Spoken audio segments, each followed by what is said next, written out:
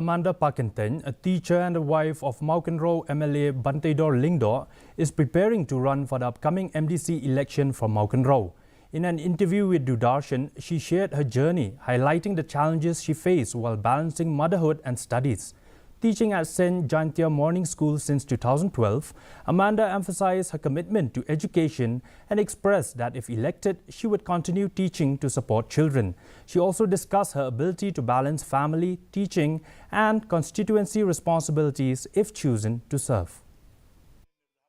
Long ba ka jat ben riu jongi ka long tang si somot hakmat ka duriau ba dia compare bat ka India baro ka we kamat ba kong santam dei bang ngan but iki mati jong u ba joy JJM Nichols Roy mangin bat scam man penne an pensa penjanai bahaya ka 6 schedule kenang ba kenong ka ni ka 6 schedule ka deka atiar ka sti ka bayada yang ngiki riu lum ret pa de kita hi bat kumjuru bang ya i thrai hania po district council kalong karkom thungkam thumjam ru ka be ilong klumar ba tengah kwa ba kanong ka ba syai kedar syai par ka kom thungkam tung jamang turu